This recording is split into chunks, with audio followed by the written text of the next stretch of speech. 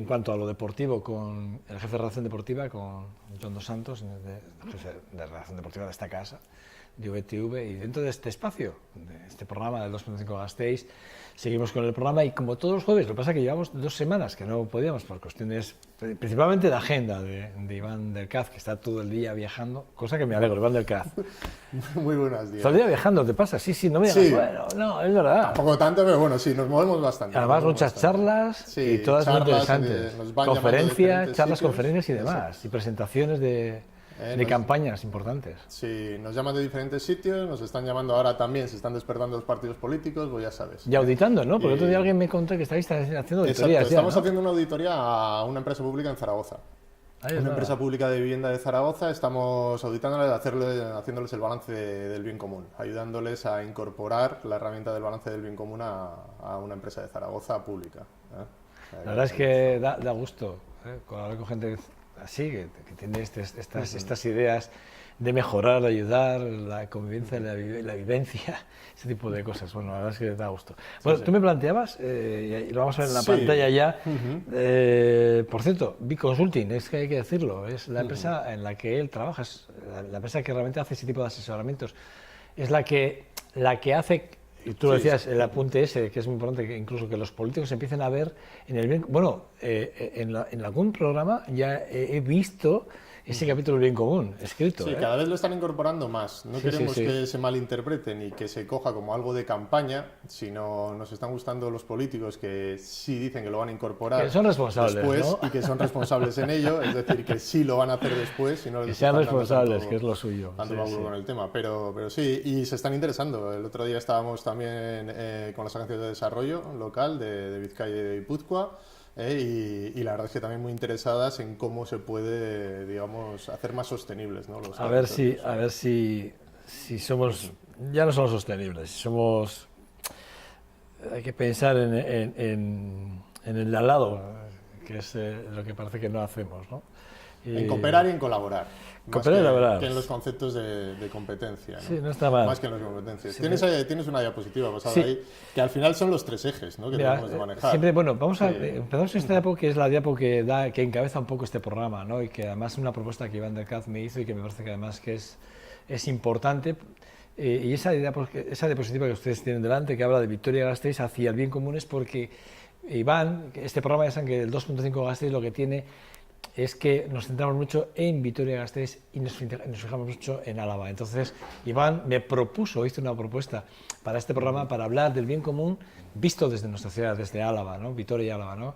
Y eso es lo que además te agradezco. Y por eso esa diapositiva que habla de Vitoria-Gasteiz hacia el bien común que ustedes tienen ahí en su pantalla. Bueno, y lo que decíamos, una primera pantalla que hablas de la dignidad humana. ¿Cuál debe de ser la diferencia salarial? Y que dignifica o no al ser humano, porque está claro, Iván, en la situación en la que vivimos hay salarios que no son dignos. Son indignos por abajo e indignos por arriba. Sí. Es decir, el salario no es solo indigno. Es por verdad que yo no lo abajo. había pensado antes, cuando hemos empezado fuera de cámaras hablábamos y yo decía que yo no veía lo de... Y me dicen, yo hablaba vamos a hablar de salario mínimo, no, me dicen, no, vamos a hablar del otro, de lo contrario, de por arriba, de la parte de arriba, lo que se están cobrando, lo que se cobra en algunos países por arriba. De eso vamos a Bueno, en hablar. algunos países, y no hay que irse lejos, ¿eh? No, no. No hay que irse lejos para lo que se cobra. Sí, siempre pensamos que la dignidad humana en tema salarial está abajo. Es decir, ¿cuál debe ser el salario digno para trabajar, ¿no? Pues actualmente está en 600 y pico, 700 euros, creo que no llega. No sé qué es el salario aquí en España. Si te vas a Francia está en 1.400, el doble o más del doble de lo que es el salario aquí. Entonces siempre se habla del salario mínimo. Lógicamente debemos de tener un salario mínimo que dé dignidad de vida, ¿no? Pero también debemos de tener en cuenta lo que es un salario máximo. Los salarios máximos son indignos. Es decir, si vemos y contemplamos lo que se cobra, yo te haría la pregunta de ¿cuánto crees que es el salario máximo que se debería de cobrar, ¿no? Hombre, yo creo que fíjate, esa pregunta Si hicimos una proporción, es una gran pregunta. es decir, si uno es el salario mínimo de dignidad en el que tienes que cobrar un salario, y vamos a poner 1.000 euros, que es una cifra redonda, no voy a entrar si es digno o indigno, pero por poner una cifra, ¿cuál debería de ser el salario máximo, ¿no? Es decir, 1 a 100, 1 a 50, 1 a 2.000, 1 a 80.000, 1 a 10. La pregunta sería, yo, si me lo permites, igual es al revés. ¿Qué marca el salario mínimo y qué marca el salario máximo? El salario máximo, claro, también ahí esa pregunta es un poco tramposa porque hay que diferenciar si es una empresa privada o es una empresa pública, ¿no? Porque eso también, la verdad es que eso marca. Y luego los distintos sectores en los que englobemos las empresas públicas y las privadas. Quiero decir que fíjate tú, estamos hablando mucho de eso, pero estamos al final hablando hablamos de un del mercado, diferencial. ¿no? Tú has dado una de las claves, que es que los salarios pueden ser distintos dependiendo de sectores y demás. Estamos hablando del diferencial. Es decir, si uno es el salario mínimo, ¿cuál debe ser la proporción máxima? ¿1 a 10, 1 a 20, 1 a 100, 1 a 1000, 1 a 80.000? ¿Cuál debe ser la proporción en dignidad humana? Claro, eso no es cuestión de que lo decidas tú o lo decida yo, es que lo decidamos entre todos. Y decidamos cuál es el diferencial que debe haber en un salario. Tienes una diapositiva ahí que pongo, que te he traído para que nos hagamos idea. En Austria, por ejemplo, están en 1 a 800. Haciendo una media. Vamos a ver enseguida esa diapositiva en la que marcas este salario que además pones, lo titulas como salario diferencial, que es lo que me estabas diciendo, y dos recortes de prensa, claramente, pero sí, pones Australia, Alemania, Estados Unidos... Austria, 1 a 800. Perdón, Austria. Alemania, 1 a 5.000. Los salarios medios. En Estados Unidos estamos hablando en la industria, que aquí es lo que hablabas tú de los sectores, 1 a 65.000. Es decir, hay sectores y hay empresas en las que una persona cobra 65.000 veces más al año que otra. Yo eso para mí no es dignidad humana eso. Y luego en Estados Unidos, en bolsa, por ejemplo, están en 1 a 360.000. Pero es que en este país, en España, donde vivimos, hay gente que cobra 813.000 veces más que el salario mínimo interprofesional. Es decir, ¿cuál debe ser el cupo? ¿Cuál debe ser el máximo que debe de cobrar alguien, ¿no? Para eso, lógicamente, en una organización, si nos vamos a una empresa, por ejemplo, y demás, es llegar a un acuerdo dentro de la empresa. Entonces, dentro de la empresa, democráticamente y por tu participación, decidir lo que cobra el más bajo de lo que cobra el más alto. Hay empresas que funcionan así. De hecho, las corporaciones, Corporación Mondragón y demás, muchas de sus organizaciones trabajan de esa manera, con un salario mínimo y un salario máximo. Da lo mismo las responsabilidades que tengas, este es el tope. Es el máximo, sí, pero eso es la ley de cooperativas y las cooperativas que las marcan. Claro, pero es que es una cosa... Si ponemos como objetivo siempre el dinero, lo quitamos del objetivo y lo llevamos como medio y entramos en las tres patas de la sostenibilidad social, medioambiental y económica, si entramos en la social, debemos de tener un salario máximo. Y debemos de contemplar un salario máximo. ¿Por qué? Porque eso va a repertir más a la sociedad. No porque yo tenga un cargo más importante tengo que cobrar mucho más, sino tú que tienes más capacidad también reviertes socialmente y medioambientalmente a la sociedad. No solo debes de tener un reporte económico, ¿no? Entonces el salario máximo debe ir vinculado ahí, ¿no? Se hizo una votación en Suiza, para implantar lo que era el salario 1,12. Es decir, una diferencia salarial de 1,12. No salió. Se votó democráticamente en Suiza. En Suiza. 1,12 y no salió. Era para quitarle los grandes salarios y las grandes fortunas que se movían allí salarialmente, ¿no? Entonces era a 1,12 y no salió. Perdió aproximadamente un 60-40. Un 40% ya votó 1,12. Se dice y se salió y se hizo estimaciones posteriores que si hubiera sido 1,25 hubiera salido. Eso ya te viene a decir que sí se está pensando en la repercusión que puede tener el bajar los salarios máximos, porque la empresa va a tener más dinero, los organismos y los municipios, aquí hablando de Vitoria, tendría más dinero para contribuir en otras acciones o en otros sectores.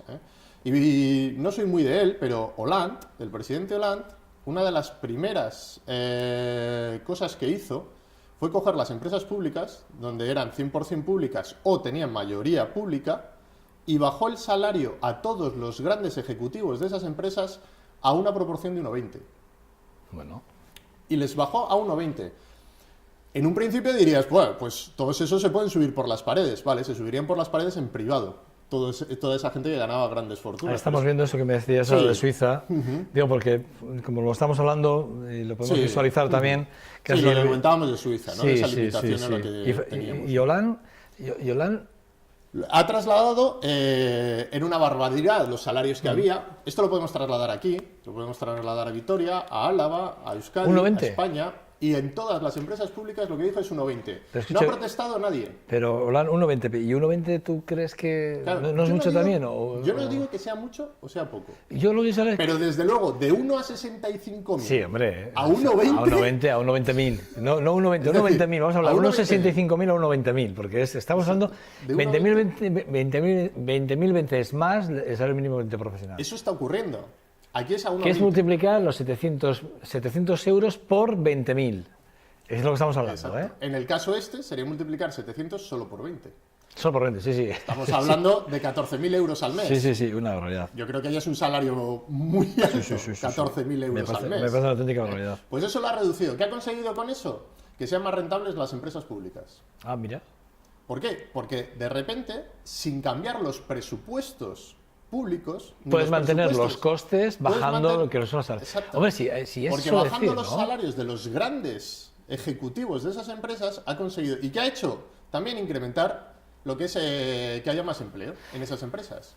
Simplemente con esta medida. Pero si esto, mira, esto de verdad, y yo que mira que soy, yo siempre he dicho, si los costes bueno, lo digo yo, lo dice mucha gente, que los principales costes de una empresa son los salarios, gastos de teléfono, de locomoción o gastos de representación, bueno, 4 o 5 gastos, ¿no? Si tú reduces todos esos gastos, evidentemente tú puedes llegar a ser más competitivo porque tú no tienes por qué modificar tu carta de precios en un momento determinado y puedes ser más competitivo a la hora de poder ofrecer incluso tu servicio y congelar precios o incluso poder negociar opciones de compra a través de, yo que sé, descuentos, lo que sea, rappels, lo que es, opciones, se me ocurre, ¿no? Y esto llevo diciendo yo años, o sea, bueno, no sabes cómo me alegro. No, pero es que esto tú llevas años diciéndolo y en la Revolución Francesa iba dentro del decálogo de la Revolución Francesa, uno de los parámetros era este. O sea, te estamos hablando de hace ya unos siglos, ¿eh? De que hay un parámetro en el que tenía que haber un salario mínimo y un salario máximo. Vendré reencarnado yo. No sé de qué. O sea, no estamos inventando nada, no, sino claro. son cosas que ya están ahí, pero que tenemos que sacarlas a la luz y llevarlas. ¿Para qué? Para generar más igualdad, para generar, está claro, digamos, un sistema más sostenible, ¿no? Y yo creo que las instituciones son los primeros organismos, por eso he traído el ejemplo de Hollande, son los primeros organismos que con un simple hecho pueden modificar muchas cosas. Esta tabla de la matriz del bien común, ¿qué es esta tabla? Sí, Si hablas de la dignidad, hablas de la solidaridad, la sostenibilidad ecológica, la justicia social. Bueno, esto es la trazabilidad de la que hablábamos hace poco, hace unas semanas atrás. La he traído para recordarla, pues, de programas anteriores. Sí, pero mira, esta está rellena, la última vez no estaba rellena. Porque sí me parecía interesante el volverla a ver después de ver este ejemplo del tema de lo que podría ser el salario máximo y el salario mínimo, ¿no? Yo creo que es algo que hay que plantearse tanto a nivel de instituciones como a nivel de corporaciones y empresas. Vale. Hay ejemplos como la Falleda, que hemos comentado. En la Falleda trabajan unos 6 de factor. Es decir, el que más gana, para que haya números redondos, son 6.000 euros y el que menos 1.000. Son 5.000 y pico, 700 y pico. Salario mínimo interprofesional, salario máximo. Pero es 1 a 6. Es decir, se está cumpliendo eso. Esta matriz la he traído para que entendamos que, por ejemplo, este factor, este indicador, lo meteríamos dentro del cuadrante de dignidad humana con empleados. Es decir, dignidad humana con el apartado C de empleados en tema de inclusión. ¿Por qué? Porque estamos hablando del reparto justo del volumen de trabajo, de la calidad del puesto de trabajo, de la remuneración y del reparto justo de la renta, que sería en justicia social, lo estás viendo en el C4, lo podríamos ver ahí. Es decir, ¿cómo vemos? Quería traer un ejemplo para ver cómo se puede instrumentalizar hacia lo que es la matriz, ¿no? Vale. Lo que luego iremos viendo en otros programas y demás, iremos contemplando, iremos viendo otras casuísticas de cómo podemos incorporar, ¿no?, en cada una de ellas. Esta sería la matriz o el trabajo que hacemos de cara a las empresas, es decir, cómo una empresa puede implementar un balance social y cómo puede ser su hoja de ruta a la hora de sus estrategias, ¿no? No solo mirar a través de un balance económico, normalmente lo que son las empresas trabajan a través de un balance económico y tú no sabes si en ese balance económico, con una buena cuenta de resultados y unos beneficios, si realmente se está explotando a los trabajadores, si se están haciendo proveedores y compras indignas en proveedores de otros países, si te está engañando a ti como cliente, todo eso no lo sabes. Todo eso no lo tienen en cuenta. Cómo está contribuyendo al medio ambiente, si está contaminando ríos. Todo eso no te lo dice un balance económico, ni te lo dice una cuenta de resultados, mientras que un balance social sí te lo transmite, y un balance social económico te lo transmite. Hoy en día, de hecho, salió la ley el 24 de diciembre del año pasado, del 2014, una ley en la que ya las empresas de más de 500 trabajadores y con una cuenta de explotación de más de 40 millones de euros, esas empresas necesitan ya presentar un informe social y un informe medioambiental. Iremos viendo cómo lo presentan, iremos viendo lo que presentan. Muy interesante. Ya se les está obligando a la vez que una cuenta de resultados, un informe social. ¿Por qué? Porque se está viendo el impacto que está produciendo el solo mirar económicamente. Porque al final los que gobiernan tampoco son tontos y las grandes empresas tampoco son tontos y estamos en un mundo finito. Es decir, los recursos son finitos, con lo cual se dan cuenta de que tienen que mirar más parámetros que no solo los económicos, a la hora también de mantenerse como grandes organizaciones, ¿no? Entonces, ¿eso que puede revertir? Eso también revierte en que las pequeñas empresas y subcontratas de grandes empresas y demás van a tener que cumplir también con esos parámetros. Es un paso ya hacia esto. Y yo creo que tenemos que ir dándonos cuenta en las organizaciones que se deben de implementar modelos sociales y modelos medioambientales para hacerlo más sostenible, no solo mirar el tema económico. Súper importante. Aquí estoy viendo una gráfica que pone CIBC del territorio y dice la mejora que entona hacia el bien común. Y aquí hablas, aquí hay cinco elementos, ¿no?, que tú destacas, ¿no?, el análisis de la situación. Y dices, ¿qué indicadores nos aportan información sobre el bien común? Y además entiendo que vas en ese orden. Exacto. Este otro hemos visto cómo eso en la empresa, es el traslado a un territorio, ¿vale? Es decir, o sea, por ejemplo, Vitoria, hablar de Vitoria. Lo primero que tenemos que mirar y analizar es, lógicamente, la situación actual y mirar qué parámetros son los que nos importan en Vitoria. Es decir, en Vitoria, ¿qué nos importa? Pues nos importa el empleo, digo, en general, no quiero decir que vayan a ser esos, pero el empleo, la seguridad, la familia, la movilidad, etcétera, etcétera. Es decir, una serie de parámetros y de áreas que son las que nos preocupan a nosotros hacia el bien común. En otras ciudades o en otros territorios pueden ser otros. ¿Por qué? Pues por la casuística. Pues sí, cada territorio es diferente y evidentemente hay que trazabilizar diferentes... Lo primero que hay que hacer es ver qué áreas a los ciudadanos de Vitoria-Gasteiz les interesan y son importantes para ellos, para el bien común. ¿Eso se hace a través de encuestas? Eso se hace a través de estudios, a través de encuestas, a través de dinámicas, a través de diferentes formas de teniendo ya ese informe, que nos dice qué es lo más importante para los vitorianos y en qué orden lo priorizan, si es el empleo, si es la calidad de vida, si es el medio ambiente. Con todo ese tipo de cosas ya se hace este tipo de trazabilidad. Exacto. Lo que hace la trazabilidad es que ahora lo cruzas con los valores. Con los valores que ya están. Exacto. Dignidad humana, solidaridad, participación... estos que hemos visto... Es la que hemos visto. La siguiente, la siguiente lo tenemos. La siguiente lo tienes ahí y si te fijas es las áreas empleo, seguridad, educación, movilidad, tiempo libre, familia, empresa... Y aquí es donde se hace la valoración ya. Entonces aquí haces la valoración creando los indicadores, porque hay indicadores que pueden ser cuantitativos. Es decir, si yo te pregunto a ti para ver tu calidad... A mí me preocupa, por ejemplo, los temas de movilidad. Con temas de medio ambiente y demás. Pues a lo mejor una pregunta puede ser de cuánto tiempo tardas a tu trabajo, cómo vas, si vas en coche, si vas en bicicleta, etcétera, etcétera. Hay datos que son cuantitativos y los podemos saber, pero hay datos cualitativos, por ejemplo, en empleo. ¿De acuerdo? Hay uno muy claro, la tasa de paro. Hay otro muy claro, pero hay otros que no son cuantitativos, son cualitativos. Es decir, ¿cómo estás tú en tu trabajo?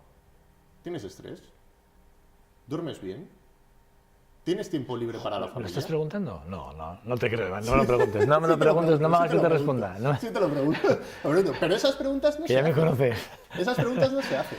Sí, está claro. Sí, eso no interesa nunca al empresario, ni le interesa, eso está claro. Pero esas son las que interesan en calidad de vida. Entonces hay una parte que calcularemos y que se calcula a nivel cuantitativo y otra parte que es cualitativa. A raíz de eso es como se trabajan los distintos indicadores. Y esto al final es una hoja de ruta de gobernabilidad. Es decir, cómo están mis ciudadanos, cómo está mi ciudad y cómo está Álava en cada uno de estos parámetros. Es decir, me han dicho mis ciudadanos que les preocupa la familia.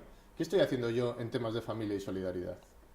¿Qué estoy haciendo yo en temas de familia y dignidad humana? ¿Qué estoy haciendo en justicia social? ¿Qué estoy haciendo en transparencia? Etcétera, en cada uno de esos parámetros, ¿no? Y se trabajan desde ahí. Claro, estoy viendo aquí los indicadores ya, los índices que manejáis, ¿no? Cómo es elegir un área de la temática del territorio. ya los indicadores, lo que tú hablas, de los cuantitativos, los cualitativos, la forma específica de las áreas, cómo se miden. Bueno, sí. Bueno, y aquí la siguiente diapositiva me llama mucho la atención, porque aquí vemos que hay nombres que entiendo que son exacto, te trae firmas. Exacto, porque muchas veces esto se ve en el ámbito teórico, de lo que son de indicadores y demás, pero esto ya son empresas de aquí, del País Vasco y de Vitoria, que están trabajando en la línea del bien común y haciendo balances sociales. Estás viendo ahí Veroch. Veroch. Sí, Veroch, sí, correcto. El grupo Veroch Sí. tiene más de 300 y pico empleados. Tiene plantas en Sudamérica y tiene plantas aquí. Y está aplicando esta Y está aplicando ya lo que es el balance Está del bien Bayona común. también, ¿eh? Es decir, la clínica Bayona, que está muy cerquita de aquí. Sí, sí, Pues sí. esta clínica Bayona ya está aplicando los parámetros del bien común y está aplicando el balance del bien común. Y así sucesivamente. Es decir, he puesto estas y hay más, lógicamente, pero para que entendamos empresas del entorno que ya están trabajando en lo que son balances sociales y están viendo sus corporaciones. Fíjate. Que en el caso de Veroch, por Sí. poner el ejemplo, su director siempre ha estado en esta línea. Es decir, partamos siempre de las personas. Y esta persona ya estaba en esta línea desde sus comienzos como organización. Lo que pasa que lo que no tenía, digamos, era la instrumentalización y las herramientas para ver cómo podía controlar eso y cómo podía mejorarlo, ¿no? Lo que produce el balance social y lo que te produce todo esto bueno. es que ahora lo puedas controlar y lo puedas llevar, ¿no? Pero igual que ahí hay municipios. Antes hemos hablado de Zaragoza, que Zaragoza ya también, Sí, por sí. acuerdo en el Pleno, que yo creo que es lo interesante, por acuerdo en el Pleno de todos los partidos, menos el PP, todo hay que decirlo, se llegó a un acuerdo de instaurar los modelos de la economía del bien común en sus organizaciones públicas, y lo que hemos comentado antes de lo que es la empresa de vivienda que ya está haciendo el balance social. Pero hay muchos municipios, hay Orindain, hay Muro de Alcoy, Miranda de Azán, Rubí, Zaragoza. Sí. Rubí, te voy a poner un ejemplo con Rubí, Sí, que yo Rubí. creo que es muy interesante. Es un municipio de 85.000 habitantes, aproximadamente, 80-85.000 habitantes, industrial, que puede ser un modelo. Vitoria es más grande, lógicamente, pero Vitoria tiene una parte industrial y tiene una parte muy agrícola también. Pero yo creo que es un modelo interesante por su mentalidad y dentro de cómo han trabajado el tema del bien común, por ejemplo, en eficiencia energética, que hoy está tan en boga. Y algunos simplemente lo hacen dando 50 euros a los jubilados, la dejo ahí. Y en cambio sí ahí se pueden hacer proyectos, realmente para la eficiencia energética y para trabajar todo el problema energético. ¿Qué hicieron ellos? Lo primero que hicieron es estudiar la eficiencia energética en lo que eran las empresas municipales y en los edificios municipales. Y trabajar a través de ello de cómo podían reducir y hacer Estamos más hablando de eficientes. Rubí. Rubí, una población de 65.000 habitantes. Luego lo trasladaron a las escuelas. Luego lo trasladaron a las empresas. Luego lo trasladaron a las viviendas. Hoy en día Rubí es el único municipio nacional que toda su energía es energía verde. Ah, sí, ¿eh? Es el único municipio en España que tiene todo, el 100% es energía verde. ¿Y con eso qué han conseguido? Pues en el proyecto ha sido de 4 años, han reducido la factura eléctrica de ese municipio en 2 millones de euros. Es decir, sostenibilidad económica, sostenibilidad medioambiental y efectivamente. sostenibilidad social. Gobernando y haciendo las O sea, cosas que como yo deben entiendo de que allí hacerse. no se le corta la luz a alguien por no pagarla, ¿no? Entiendo yo. No, Es esto, no se corta. No se corta la luz por no pagar. Es decir, esa pobreza energética de la que tanto se habla y tanto se dice, si realmente las instituciones cogen la sartén por el mango y la trabajan desde estas perspectivas, es decir, no solo desde un ámbito económico, no desde un ámbito individualista ni competitivo, sino de cooperación Sí, y de está desarrollo de temas sociales, lógicamente sí puedes conseguir soluciones que aporten mucho más a tu comunidad y a tu territorio. Ahí estamos viendo la diapositiva, la vamos a ver ahora, que pone las buenas prácticas, que es lo que está hablando un poco Iván del Caz, y aquí bueno, hay unos ejemplos de Zaragoza, bueno, Rubí, efectivamente, ¿no? Miranda de Azar, bueno. Hay una parte de todo ello también que hay que tener en cuenta, que se está desarrollando en estos municipios, que yo creo que también estoy haciendo hincapié en las instituciones, pero yo creo que también la gran labor es por parte de la ciudadanía. Es decir, no podemos esperar a que todo lo hagan la parte de la institucional. Hay una parte de los ciudadanos que es de concienciación y de educación de cómo debemos de hacer las cosas, ¿no? Yo muchas veces, y creo que en este programa, o en algún otro programa lo he comentado y demás, siempre digo, en Vitoria, en el 85, en 1985, ¿quién reciclaba? No reciclaba nadie. No, aquí no reciclaba nadie.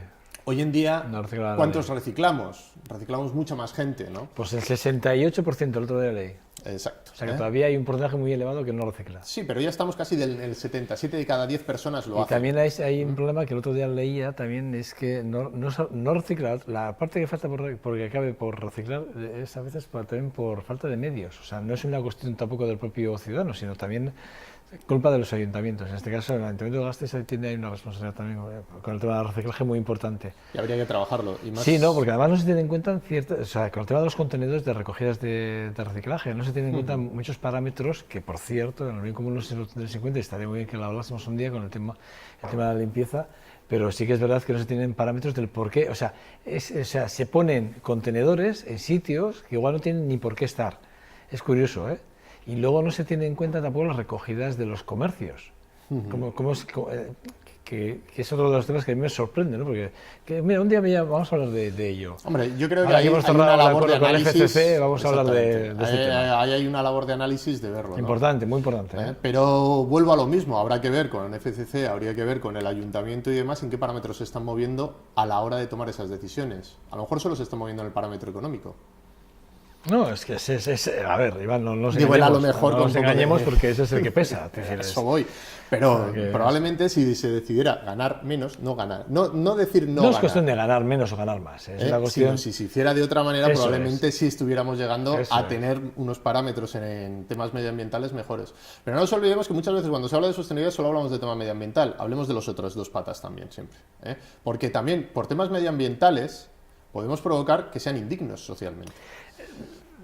Me has dicho una cosa que el otro día leí y no voy a decir dónde, ni cómo, ni por qué, pero alguien hizo un planteamiento con el tema de las limpiezas, el tema medioambiental, y hicieron una reflexión al respecto de por qué se cobran ciertas basuras, por qué se cobran ciertas recogidas de basuras si los servicios eran automatizados y alguien habló también de la sostenibilidad de esto, ¿no? Del por qué no vamos a la parte más sostenible, ¿no?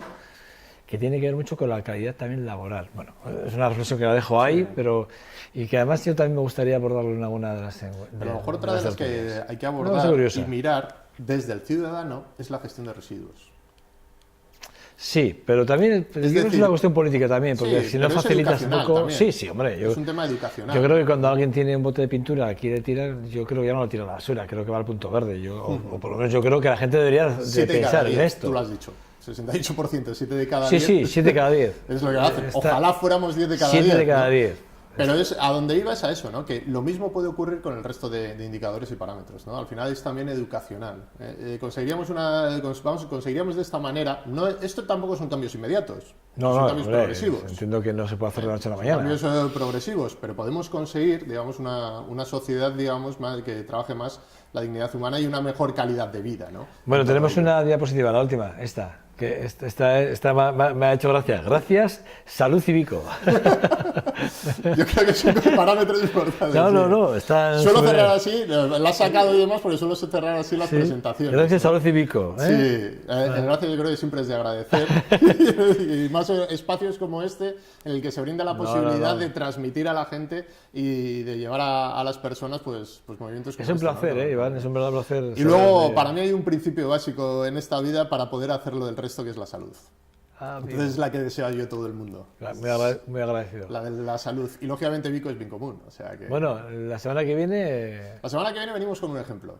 Uno claro. Con un ejemplo claro, probablemente de una empresa de aquí, de Vitoria, y traigamos un ejemplo de una empresa de Vitoria estará súper bien. En temas de sostenibilidad. Porque además es Vitoria, efectivamente, y podemos enseñar lo que se hace en Vitoria a una empresa, está muy bien. Y traemos una empresa. Iván del Caz, un verdadero placer. Lo mismo. Y Consulting, bueno, pues nada, adelante. Muchísimas gracias. Yo estoy aprendiendo mucho, que quede claro, yo estoy aprendiendo mucho y tomo nota, y como además tengo la gran fortuna de que me quedo con todos los PDFs que él me trae, pues bueno, cuando quiero, pues los repaso. No estaría mal poder subir estos PDFs y que la gente tuviese acceso a ellos, a este tipo de información. A través de nuestra web tiene acceso a toda esta información. Ah, mira, pues ya está. Y por cierto, la web es... biconsulting.com. biconsulting.com. Por cierto, mire, no sé si podemos ver aquí, para que se vea bien, no sé si lo podemos ver así. Este es Biconsulting SB, como se escribe, y pongan .com y ya está. Y si no, desde ebceuskadi.org también pueden encontrar toda la documentación y demás. O sea, Iván del Caz, gracias. Un placer como siempre, Joseba. Me voy a quedar aquí hablando de fotografía con Íñigo Alejandre. Muy bonito. Vale.